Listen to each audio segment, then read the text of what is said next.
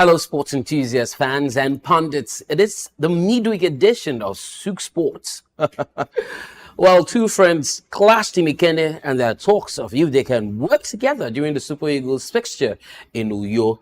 Well, Nigeria marked its 64th Independence Day yesterday, and we'll get to take a look at the highs and the lows in the country's sporting sector, industry, sphere, however you want to describe it, in the last 1 year. I am the top cat, Tici Barrah, and with me is none other than Charlie Montero. Yeah, my man. Live and direct. Back for the midweek clashes in football and Champions League and in the EFL. Bringing you results across the world. It's Charlie Montero. And let's get the show on the road. Definitely full throttle. So get your seatbelts in position as we get to hit the road. We'll start off with a look at what's happened in the world of sports in the last 1 year in the Nigerian scene. And of course, starting off with athletes who have been faced with numerous doping bans. Remember sprinter Divine Oduduru and the boxer Cynthia, the latest of which received some of sanctions. Well, I think it was Oduduru who received a 6-year ban, yes, and for 2 anti-doping rule violations. Now, Nigeria under-17 football has also struggled in the last years, failing to make an impact since 2017. You will recall the Golden Eaglets missed out on the 2023 and 2025 editions of the Under-17 Championship, and that was after a poor showing at the WAFU B tournament. Still talking about the lows in Nigerian sporting sector, Favour of Philly was excluded from the women's 100 meters event at the 2024 Olympics, and that's despite qualifying following her previous disqualification from the 2020 Games in Tokyo. Meanwhile, Nigeria's 88-man contingent to the Paris 2024 Olympics failed to win any medals, marking it as one of the worst runs at the tournament post-independence.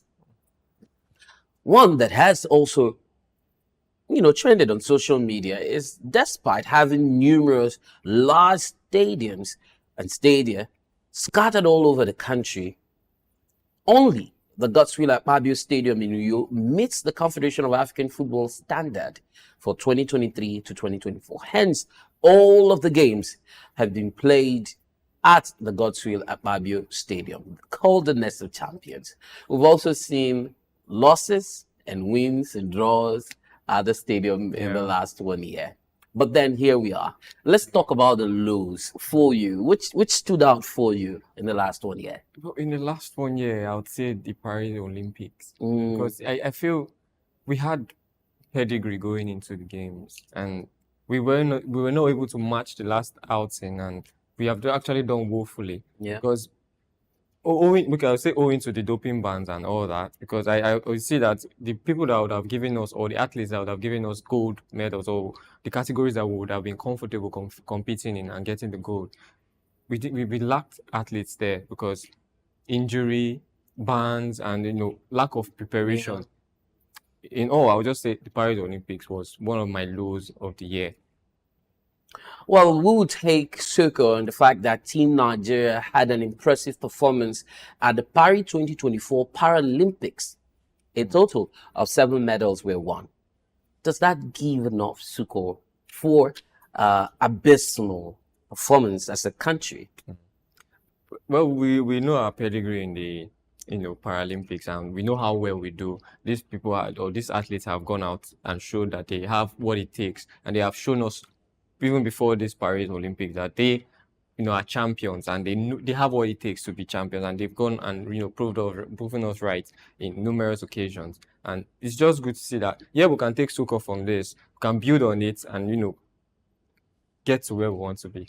Well, all we need is more momentum, more sport, because as a way of encouraging, the athletes, Minister of Sports here, doled out huge sums of cash, wads of naira to athletes, Paralympians who were successful. I'm hoping that they redeemed their pledge, because it's one thing, to go and represent a country, because over the years we've seen Nigerian athletes go do magnificent things, be outstanding, break records, and then they're forgotten. they just, fizzle out. We saw a particular athlete, I think from an African country, South African country, who the country gave a public holiday. I can't remember. Because of, Because of he won a gold. From Rwanda. Yeah, a holiday in his honor. I mean, what's the highest the highest honor you can receive from your country? Anyway, the UK-based Nigerian boxer Elizabeth Oshoba became the first female Nigerian boxer to win a world title.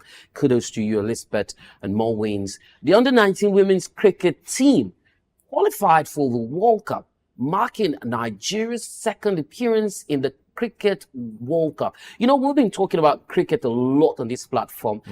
From our office space, we take a look at the cricket players practicing day and night. Just close to the Tafa Bar. I think that's still part of TBS. Yeah, it's a TBS. So you see them practicing, pushing out, and what a way to qualify out of Africa. Yeah, it shows that preparation, is always the key. Yeah. You have to keep training, you have to keep preparing your mind mentally, physically. And I think they are actually finally getting to, where they... You would not describe Nigeria as a cricket nation. Yes, we've never been, I would say we've never won major honors in cricket. Well, when you compare it to football, basketball, we make headlines and we make waves in those sports. But seeing cricket, come up and, we being able to compete in this competition, I feel like, we are really doing something. So whatever they're doing, they should keep on doing, because it's really bringing results. Well, kudos to the cricket team, and we're hoping that the yellow-green will continue to achieve success. Nigeria's second place finish at the 2023 African Cup of Nations in Ivory Coast, with defender William Troost-Ekong named the player of the tournament, was one of the biggest highs in the last 1 year. And I mean, we did not finish winners of the tournament. So many people will argue that was we performing under from the expectation that Nigerians had, that we really performed under. So I would say yes, we got to the final, came second, but we should have won. But then it's also a high, in Nigeria, and picking out the most valuable player. For me, I feel like, there was a lackluster approach to the tournament. What's his name now? Not Kenneth Raw. I can't remember his name. The last foreign coach for the Super Eagles, went with the team, and what he needed to do was to qualify for the knockout stage. Yeah. That was his target. Well, then we saw the Super Eagles take one match after a time, and they were able to build on that momentum, get into the finals. And, however they, got there, we somehow had hoped and, lost the idea. But I think Troost-Ekong was a fantastic captain. He was great on the pitch, scoring goals, and, proving beyond every reasonable doubt that, he was committed to the Nigerian Super Eagles squad and the Nigerian dream. And, we're looking forward to more achievements for them in the coming years. You also recall that Victor Shimen and Asisa Oshola were crowned as the Men and Women's African Player of the Year award. And that, happened in December 2023. Great stuff. King and Queens of Africa. Yeah, we celebrated him here because we know, the records that he broke, winning the Scudetto for Napoli, and how he was instrumental in, making them or handing them the trophy. Even at the last home game, we saw how the crowd poured out and the love that was shown to Osimhen. I feel like it was rightly deserved, and not just for Osimhen alone, but for, the Nigerian perspective in Africa, representing your country, flying the flag. I feel is a very big win for us, and we can take positives from their performances, even though people will argue that he has really drilled or injury has taken it, or he's not as as high flying like as an eagle that he should. But then we say that Osimhen is still one of the top strikers in the world. When you mention strikers, when you mention out and out number 9, you still mention Osimhen, with the likes of the best out there. So it's a big win for Nigeria. It's a big win for him. We cannot afford to conclude this without talking about Atlanta's forward, Ademola Lookman, who seemed like a revelation in 2023 African Cup of Nations. And he was also the only African outfield player nominated for the 2024 Ballon d'Or. his outstanding performance at the AFCON Cup of Nations and his historic hat-trick in the 2024 Europa League final won him the title won the title for his club. So, I mean, he's one person who, we will be crowning, of course, this session with a review of the last 1 year to say we're hoping that he'll continue to do what he does with Atlanta. Yeah. The recognition that comes with the nomination from the Ballon d'Or has been good for Nigeria, not ranking very high, because in the last ranking we were moved, 8th place with Osimhen coming 8th in the ranking in the last Ballon d'Or. I'm talking about Nigeria's Super Eagles rank, FIFA, right. FIFA ranking, but still keeping up with Ademola Lookman's ranking. Yeah. I mean, it just says a lot about the team. And one thing that I would want to, imply here is, I just feel that there's a lot of individual effort and struggle, because if they're not doing well at the club side, you cannot say they're heroics with the team. The national team is what's giving them the recognition. No. And so, there's a lot that needs to be done in putting our hearts together, in putting the Super Eagles together, putting the country's football organization together. NNL has not started up until now, and you call it the most important league. And yes, there's an issue as regards teams traveling to the far north to go play, with we're going to have to focus on the NNL on one of the episodes, but then they released a fixture, Matchday 1, there's going to be a super match, and then the other matches, and then club owners have complained about traveling to go, far distances. So a southeastern team traveling to the north to go play a particular fixture, it means you have to spend about 2 days, the fatigue and all that. Logistics,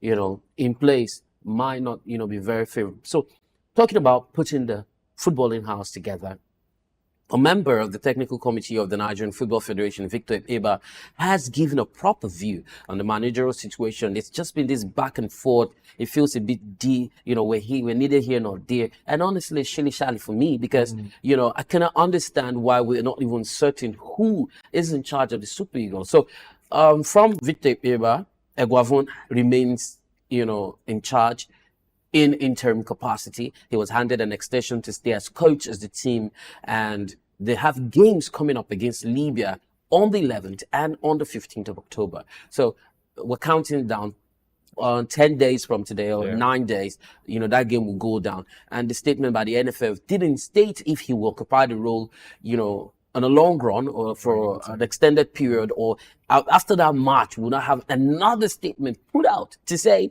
Eguavon continues. I mean, why are we going back and forth? Well, I feel he's going to be in control till, Nigeria eventually qualifies. So give him the role, and let's just give him a target. Saddle him the responsibility. I feel like they don't. There are certain sections that do not back Eguavon completely, because I feel like there's a faction in the NFL. Because I don't see a reason why they shouldn't just put out a statement and say, yes, he is the person that we have chosen. Let him do the job.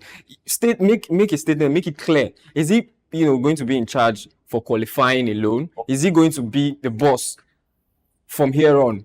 Let it be clear. Let Nigerians know. Let him, as the coach, also know that, okay, this is I have a responsibility. This is my responsibility, and I have to finish, and I have to do it. Because if you say my job is to get them there, and after that he's going to relax, or the players won't really say or listen to his instructions or take his advices or take his tactics to heart. But I feel like if he's made the coach, let the statement be made and say, this is the guy we want, and let it be clear, let everybody clear across board know that this is the guy in charge. And I feel that, it will, act as a morale boost for the players and everyone in question. Well, no doubt there's been some improvement in the Super Eagles play. We saw that, in the last game they played. And of course, the Super Eagles interim coach, who used to be the technical director of the NFF, talking about Ogunseilore, took on the services of Rangers coach, talking about Fidelis Ilechukwu, and Remo Stars coach, or technical advisor as he's called, and that is Ogunseilore. And we saw both of them clash in the MPFL, where Coach Ilechukwu, after the game, expressed frustration, accusing Ogunseilore and his boys of unsportsmanlike behavior. Now, according to Fidelis Ilechukwu, Remo Stars continued playing rather than returning the ball after Rangers had kicked out the game for an injured player. Well, let's take a listen to Fidelis Electrical vent, in frustration. With Jabor today, big disappointment in football. You have to value human. You don't win by all means. You don't have to be so desperate to win. It's no more football. We give the fair play for the player treatment. You told your player not to throw fair play because he wants to win. You don't have to win. We didn't win league this way. You don't have to win. In football, we value humanity. It's important to value human, you value life. Because it's marathon. If you don't win this place, you can win other place. But continue pushing forward when there is life. Where I know that we have to rescue somebody, to me, big disappointment. I don't want to have friends that want to win by all means. Big disappointment, very big disappointment.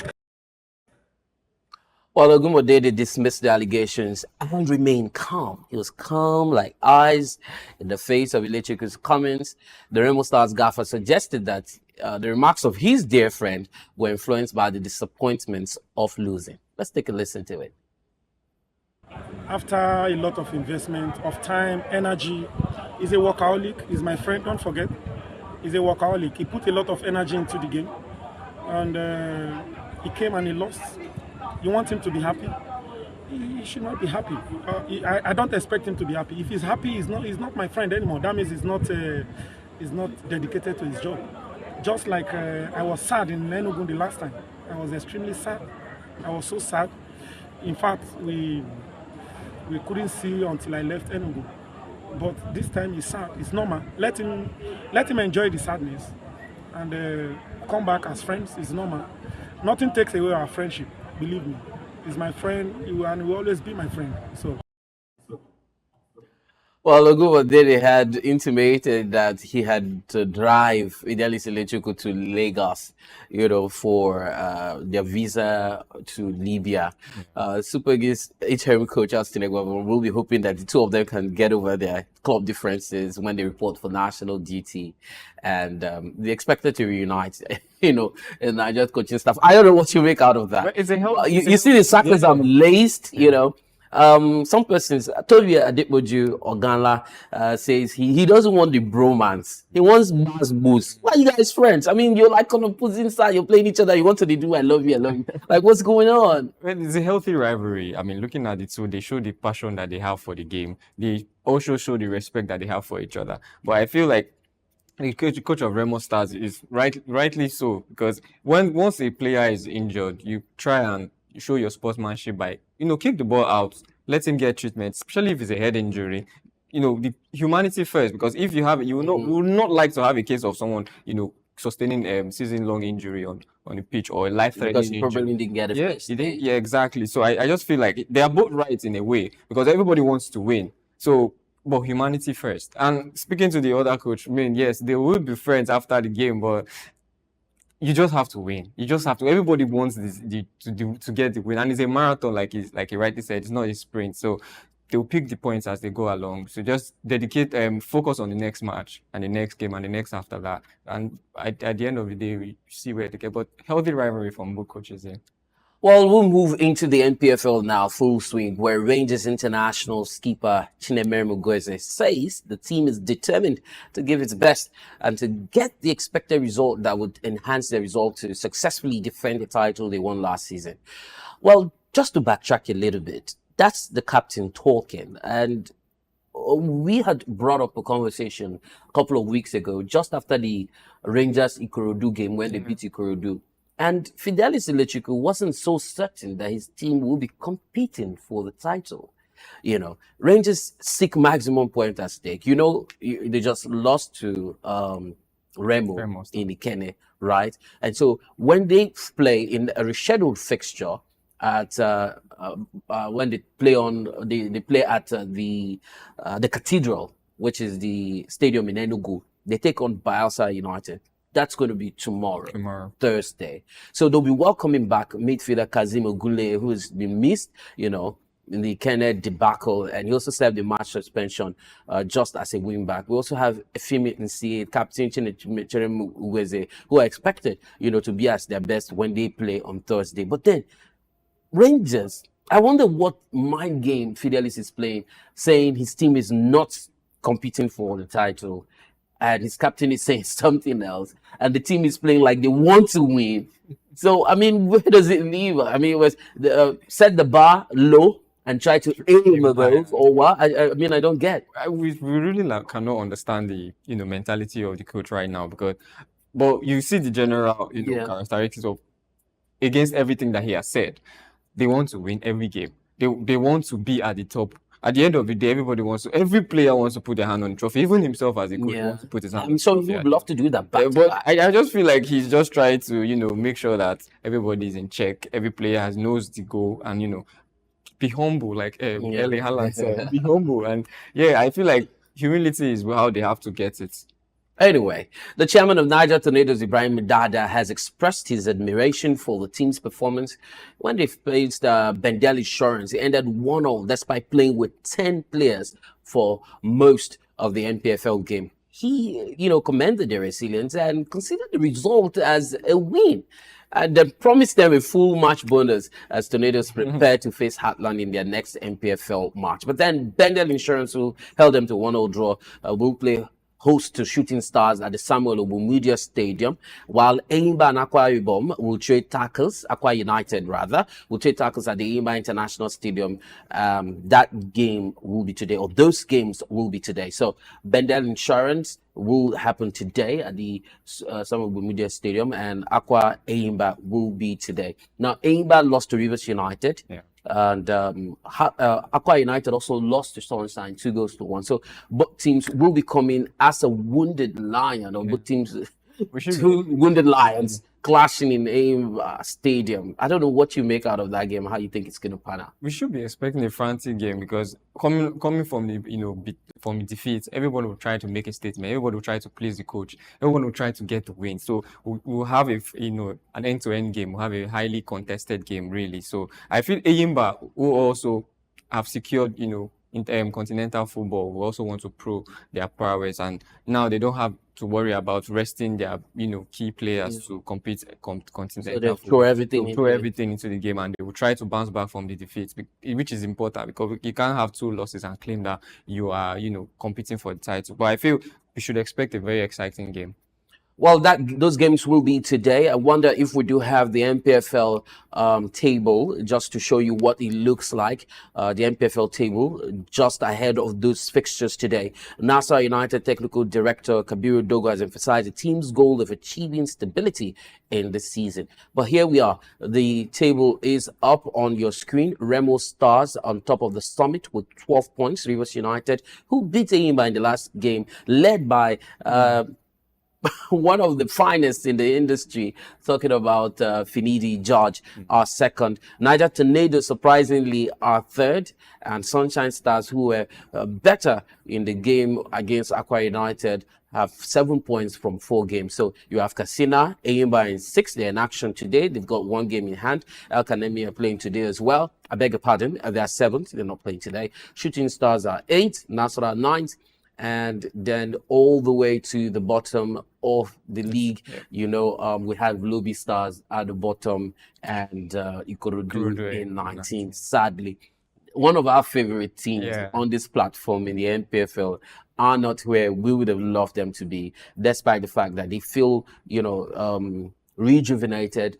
They've gotten their first goal of the tournament, and that was in that game against Nasarawa United, Solid Miners, at the Mobile Johnson Arena on Nikon, Lagos. So going back to the NPFL, we see Nasarawa United, they beat Ikorodu City, and Dogo highlighted the importance of stabilizing the team to consolidate on what they've gotten. Like I said, they are 9th on the table. Abia Warriors beat the same as Ugida side, and they are 11th on the table with 5 points from 4 games.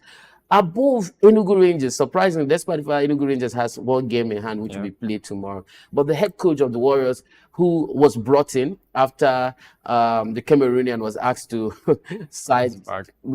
Emmanuel Dutch was asked to stay back. We have Imama Amapa Kabo, getting back into the fray with Abia Warriors. He's been there, so this is like another stint for him. He has gone on to acknowledge that the team is a work in progress and emphasized the need to change the players' mentality and philosophy. So they had the first win of the season against Kano Pillars, and the coach believes that the victory will boost the team's morale for future games. Beating Kano Pillars, no fluke. Well, they have to win if you want to get points from this game, and we know how very well contested the MPFL is this season. So no one is joking around. If you have what it takes to win. Go away, you win. You play at home, you win. Because if you do not pick up the points, you'll be left, ruin your opportunities. So I get huge points for them. Huge game coming up.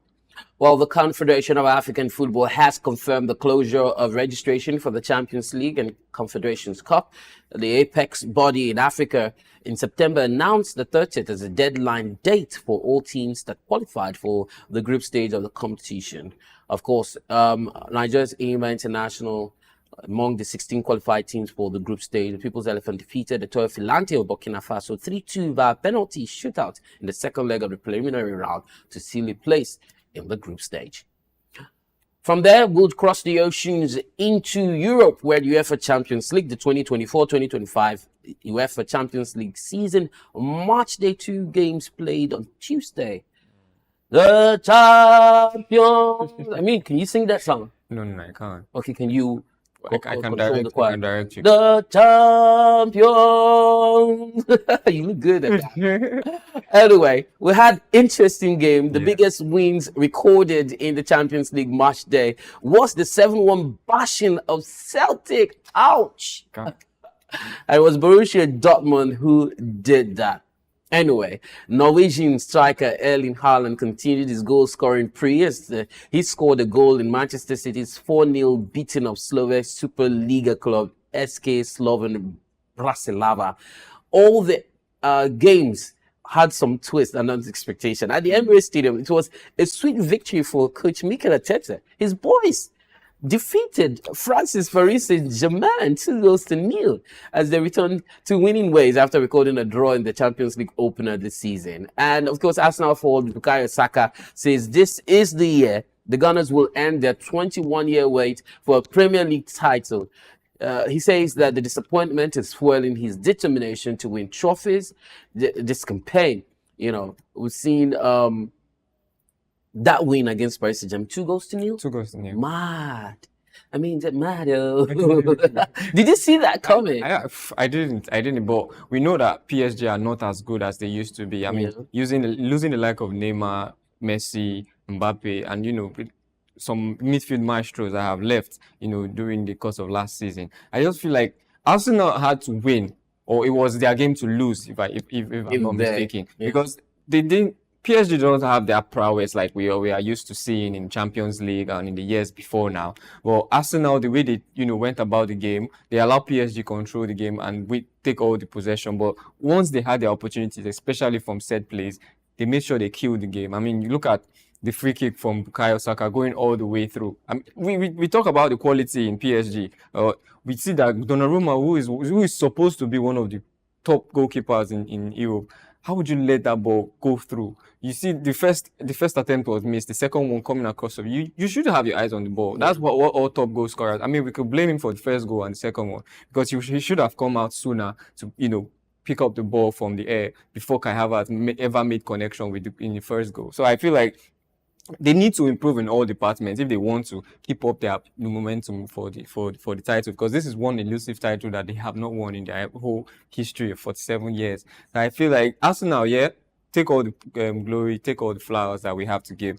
They have shown that they want to win this tournament, and just like Bukayo Saka rightly said, that their disappointment is fueling his ambitions. But he shouldn't get too excited yet because they have not played the likes of Bayern Munich. They're still very much to contend with, and they see Man City is high flying. Liverpool is not, taking their foot off the throttle. Inter Milan as well, and there are still a lot of big boys that are yet to encounter, and this is just second match day game in what is supposed to be the longest whole of it. Longest league I've ever seen. So take the win, take the glory, and look up. But then look at the score lines that have come in. Massive score lines. Massive You know, Borussia Dortmund, Celtic, Barcelona thrashing Young Boys, Inter beating Red Star Belgrade, and then Man City by 4 goals. I mean, the same score line by which Inter beats Red Star. You know, then we saw pockets of so a lot of goals were banged in. And is this what to expect with the new format? Yeah, that's why we love the Champions League. You know, heavyweights come together and we see heavyweights thrash heavyweights in different leagues, and we love to see stars play stars. I mean, that's why it has been expanded, and that's why it has been, you know, drawn like this. I think the league stage is giving us more insights to how beautiful the football Champions League can be. And yeah, a lot of criticism have come from how long the season will be, how the number of games that are yet to be played or that will be played, you know, across board. But I feel more games, more fun, and the players will get to enjoy it as time goes on. But we see that the young stars are also coming in to have a taste of what Champions League. We could see it at in Manchester City. We could see it in Salzburg. We could see it in Inter and, you know, Dortmund. You know, the reserve players are coming to have a taste of what Champions League feels like, and that's what we like to see. Game of football, beautiful as ever. I can't help but describe it. I can't describe it any better. I mean, Mikel Arteta's side have finished second behind Manchester City, and that's for the past 2 seasons, and they've not lifted the trophy. So, Bukayo Saka might just be dreaming, but then, you know, if wishes were horses, you need to get the work done, bro. Super Eagles of Nigeria striker Victor Boniface scored in the match winner in Bayer Leverkusen's 1-0 win over AC Milan, and of course, we showed you on the screen some of the score lines, you know, from the game. So, I'm just going to run through it. Salzburg lost to Brest by 4 goals. Stuttgart, Sparta Praha played at 1-0 draw. Inter beat Red Star Belgrade 4-0. We saw Borussia Dortmund beat Celtic 7-1. Barcelona beat Young Boys by 5 goals to 0. Leverkusen with Boniface's only goal there being the winner against AC Milan. And then Paris Saint-Germain lost at the Emirates to Arsenal. PSV, Eindhoven and Sporting CP played a 1-0 draw. Slovak Bratislava lost to Manchester City by 4 goals to 0. But then the action continues today. Beautiful games. Shakhtar the next, Atlanta at 5:45, early kickoff. Girona Feyenoord, same score line. And Liverpool Bologna by 5:45 p.m. RB Leipzig Juventus is at 8. Atletico Madrid are away to Benfica for the same time. Dynamo Zagreb will play host to Monaco by 8. Lille and Real Madrid at 8. Aston Villa, Bayern Munich, we talked about it on Monday. Yeah. And Sturm Graz taking on Club Brugge, 8 p.m. For you, which of them is... I think the standout game for me would you have to be Benfica Atletico Madrid. So about Shakhtar the next Atlanta? No, Shakhtar the next Atlanta. Okay, yes. Atlanta struggled, you know, a little bit. Yeah, but I feel Benfica Atletico is more or less like a spicy fixture when you talk about the history behind the game. When you talk about heavyweights. So what about Liverpool Bologna? Liverpool, okay, with all respect to Bologna, it should be a breeze. I mean, coming to the Anfield and taking a point, well, I feel they can, but it remains to be seen. Okay, so Juventus is also in action. Well, Juventus, yeah, but they've still, I think with this young squad that Thiago Motta is putting together, I don't think they have shown quite what we are used to seeing from Juventus in Champions League, but let's give them time. Let's give them, time to show their prowess, but I don't see them, going all the way. But yeah, Juventus should be able to get this one. All right, so on your screen, you can see some of the fixtures that will be going on today and the times they will be played. We've taken the privilege of converting these times to suit the West African time. So there you have it. RB Leipzig playing host to Juve, Liverpool against Bologna, Lille, Real Madrid, Dynamo Zagreb, Monaco, Aston Villa, Bayern Munich, Benfica, Atletico Madrid, and you have Sturm Graz. Against Club Brugge. Those are the fixtures for today. Early fixtures and then some late fixtures. We'll change our attention from the UEFA Champions League to the EFL, where Newcastle booked their place in the last 16 of the Carabao Cup with a routine victory over AFC Wimbledon. And that's many thanks to Fabian Schär's penalty. The Magpies were awarded that spot kick on the stroke of halftime. The game was rescheduled. Third round, a tie at the St. James Park after Miguel Almiron was fouled by Joe Pigot. That tie should have happened before now. It was due to flooding that took place, on the pitch. It was hastily arranged at St. James Park with Saudi-backed Newcastle donating £15,000 pounds to Wimbledon to aid a substantial repair effort going on. So, That's a I mean, sports easy win project. for Newcastle. Money still coming in the mix. Corporate social responsibility. Thumbs up, to the money spinning Saudi backed company. We'll take a moment hoping that we can make some money during the break. And yes, if you want to contribute and offer some cash to have your business on the program, we're willing to have that play right here. We'll take a moment and when we return, tennis, basketball, and more to come on the show. Don't move anywhere. Hello, sports fans, enthusiasts, and pundits. Welcome to Souq Sports. Well, to your humble boy, your loyal boy from the hood, Kevin Ojefe, and I'm glad to be here. This is Souq Sports.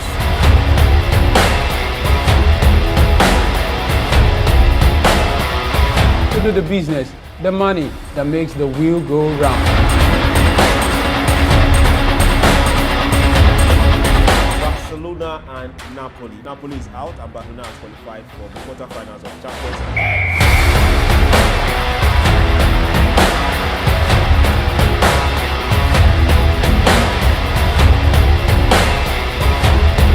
For different ways to make money. Sports is best way to create it.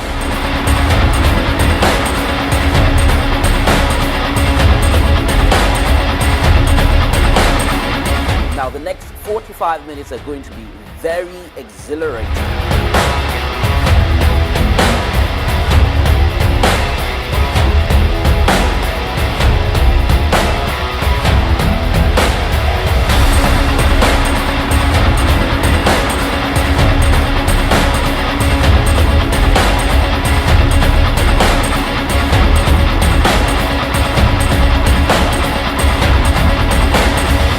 To know you're still with us right here on Souq Sports, and glad to know that we're moving into one of my most preferred sporting activity, tennis, ping pong. Sounds like ding dong, so sing along. But we still have not seen you on the court, really. No, I'm better with the table though. Oh, okay. I love that one. I mean, this kind of service that you do, pass on the arm. All right. And Organize something oh really? to be sure that you're really as good as you claim. I never said I'm good. Okay. I said preferred. All right, till then. Anyway, Carlos Alcaraz will play Yannick Sinner in the China Open final after cruising past Daniel Medvedev in straight sets. The Spanish world number 3 needed 88 minutes to seal a 7-5, 6-3 win against his opponent, who needed 2 medical timeouts for treatment on his left leg.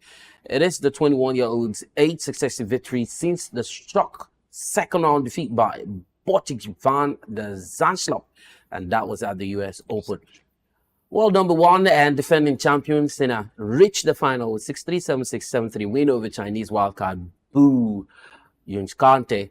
The Italian, who is 23, is competing in Beijing after the World Anti-Doping Agency said on Saturday it was appealing against the decision to clear him of blame after he twice tested positive for a banned substance. Dan Evans beat Alex Bolt in another tie there, Australian 6-2, 1-6-7-5 in the final round of qualifying for the Shanghai Masters. The world number 176 will play Thiago Seyboth Wild of Brazil in the first round today. Billy Harris was beaten 7-5, 2-6, 6-4 by Bebet Zhukaev, but gained his first round spot as a lucky loser, and the world number 104 will play Italy's Mattia Bellucci in his maiden appearance in the main draw at the Masters 1000 event. Jack Draper withdrew from the event on Monday because of an abdominal injury. For the females, Aryna Sabalenka extended her winning streak to 15 matches to reach the China Open quarterfinals with a straight set victory against Madison Keys. World number 2 Sabalenka, who's 26, needed just 65 minutes, 5 minutes, a little over an hour, to come through the tie, 6-4, 6-3. The top seed will face either Karolina Muchova of the Czech Republic or Spain's Cristina Buxa in the last 8 in Beijing. Sabalenka's last defeat came on the 10th of August in the quarterfinals of the Canadian Open. 3-time Grand Slam champion has won 46 of her 57 singles matches in the whole of 2024. Not a bad record, I'd say. Sabalenka claimed the Cincinnati Open and the US Open during her current unbeaten run. The Belarusian can put a bit of pressure on world number 1 Iga Swiatek, who has skip the China Open due to personal matters. If she goes all the way in Beijing, it might be a problem for Swiatek. But then, Foxy Coco Gauff is through to the quarterfinals of the China Open after Japan's Naomi Osaka was forced to retire injured in the last 16 March. The match was level at one set, all when Osaka, who appeared to be struggling throughout, had to withdraw because of a lower back injury. And then you have the four-time Grand Slam champion Osaka calling for physio during the first set, but battled through, breaking Gauff for a third time, before serving out to take it 6-3. It was a battle of wits, tenacity, patience, mental strength. But the American won her first major last year's US Open, was able to hold forth, and we had Osaka, just retiring. US Open finalist Jessica Pegula is out after a last 16 defeat by Paula Badosa, Spanish.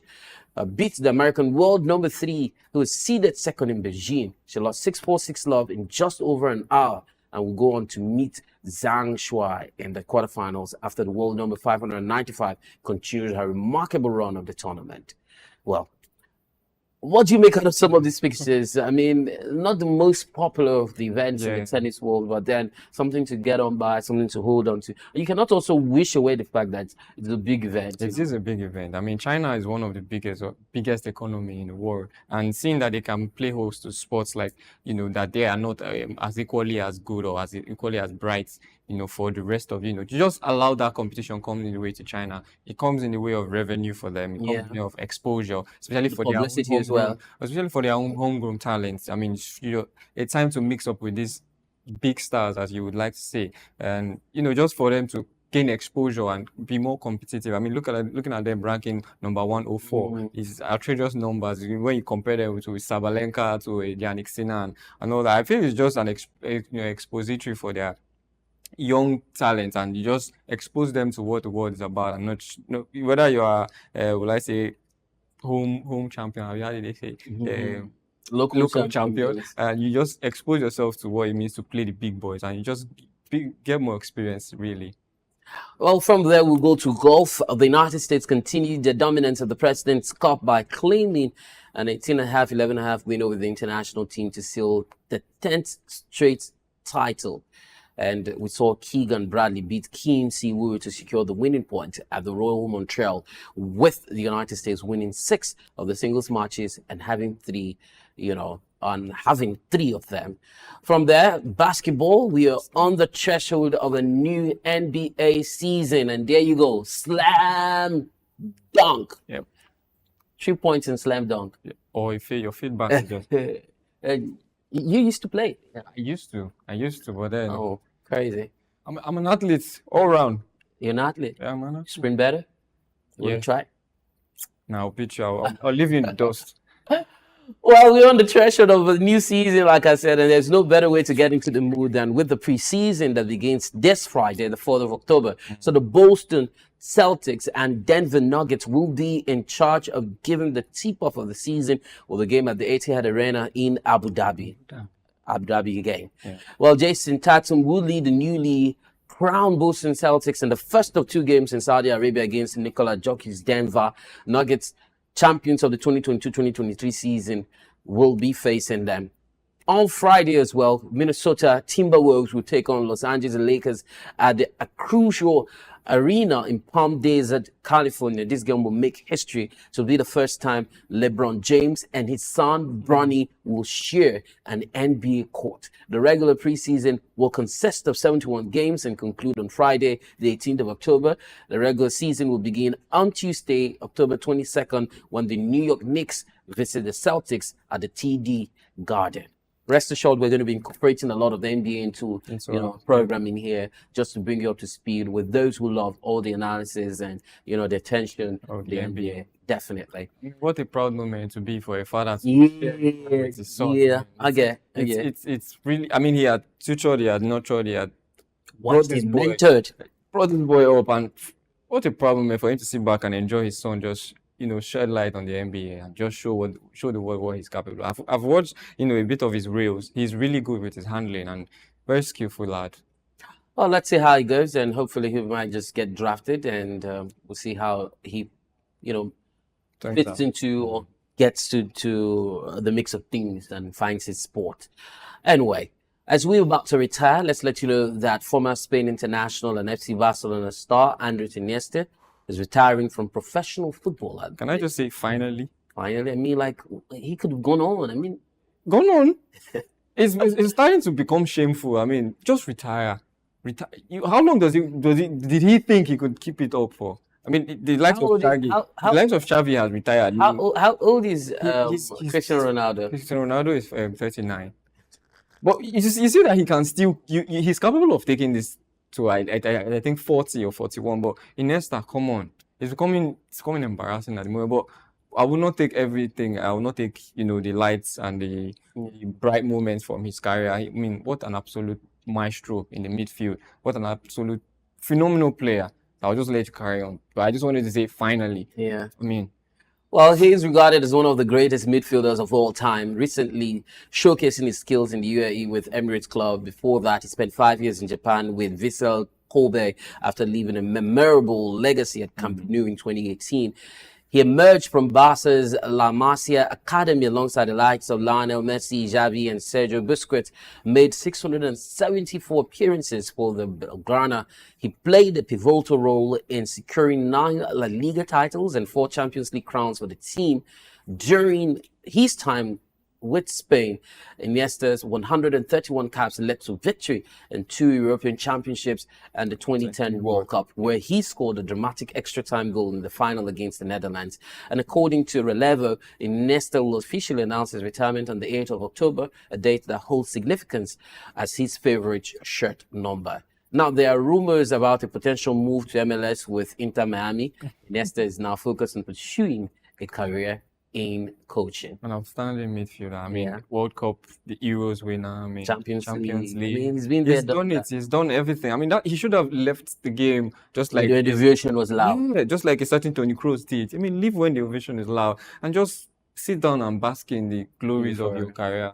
And now he's starting to toe the path that he should have started a long time ago, coaching. Because we know he's very intelligent. He's a midfielder that sits in the midfield and he sees everything before it happens. Yeah. So he knows how to control the game. He knows how to read the game. He's just an outstanding player to play. And it's good to see that. And products of an academy. Yeah, It means he was taught football, football, rudimentarily and all that. And we see his compatriots, shining in different leagues. And kudos to him. And I just wish African football can take a leaf from this. Yeah. And, so we could probably have players who come out from the ranks. Yeah. And, it reminds me of a video where I saw, I think it was a trivia. J.J. Okocha actually was the best dribbler.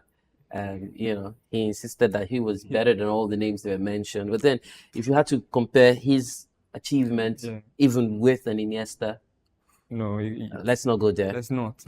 Well, according to words making the round, and rumor has it, Liverpool are ready to rival Manchester United for Everton centre-back Jared Brentworth and could even move for the 22-year-old Englishman in January. There's still talks that Samuel Chukwueze and Victor Osimhen can be moving in January. What do you make out of that? Well, it will be a nice one because Chukwueze has not really been an instrumental player for AC Milan like we have hoped. And we saw glimpses of him shining in the preseason, but he's still yet to, state or make a statement in that team and say, yes, this is my time, this is my season. And I feel it's more or less like the coach does not really fully trust in him because there is more competitions on that role from Captain America with what's his name?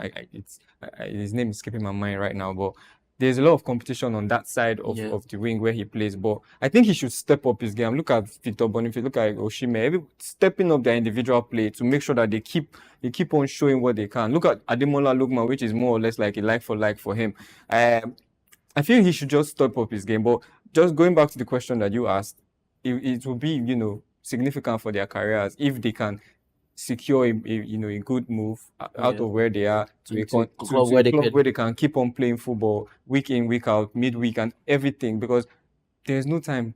They are running out of time, and these are still young players and they have a lot to offer the game. Well, England winger Anthony Gordon, who is 23, set to sign a new contract, according to the words making the rounds, that will keep him in Newcastle till 2030. And I'm wondering, why would someone want to do a deal that'll keep him for a very long time? People, Well, except there are clauses, that release clauses where you pay before they go. But having a player remain at Newcastle that long, It depends on how much they are willing to offer. And Anthony Gordon is not really an exciting name in the transfer market right now. It's not like he's one sought after player. He's exciting to watch. He's a very good player. I mean, look at his performance against City in the weekend. He's very good on the ball. He knows when to cut in, dribbling skills, his pace, everything. He has everything for a young player that is developing. But signing a long-term contract, I don't see how that is going to help his career, because now he'll be tied to a club for a long period of time when he's going to potentially get suitors maybe in years to come or in next transfer windows. But Anthony Gordon, for a young player, he still has time, on the side. But I feel it's money that is keeping him where he is. And if he gets a better offer, of course, the club will let him go. well, in sports business, on today's episode of Souq Sports, beIN Sports continues to withhold its first installment payment for League One rights, and ongoing doubts over its allocated sponsorship inventory and questions raised over the broadcaster's media rights package. Major League Soccer has taken a stake in OneFootball, and that's a deal that will make it the league's highlights widely available on the global media platform. So money has changed hands, and we're looking forward as a brand to certain partnerships and,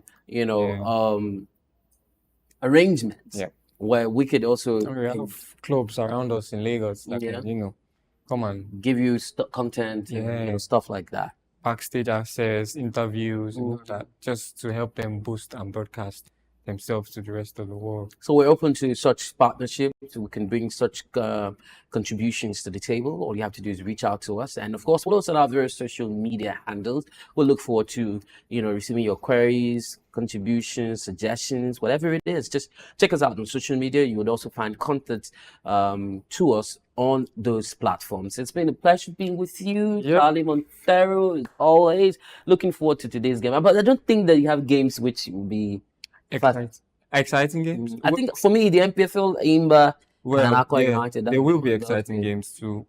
From the MPFL across Europe and, even down to China, there are so many exciting games today. Midweek fixtures are always, and the AFS. So I feel like, it's time for us to go. It's time for us to call it quits. Now, we'll be, right on your screen on Friday as well, bringing reviews and previews for the weekend games and sumptuous classes. And we also have, games that you can predict and win. Yeah. So I'll leave it for him to explain further. Still remain Charlie Montero, your one and only. Or maybe by Friday, we might just be doing the urgent 2K predictions. So make it a date. Join us 1 p.m. West African time on Souq Sports. Souq News Television across board. Wherever you're watching, you can follow us online and to enjoy the show. My name is Tici Barrah. I'm the top card.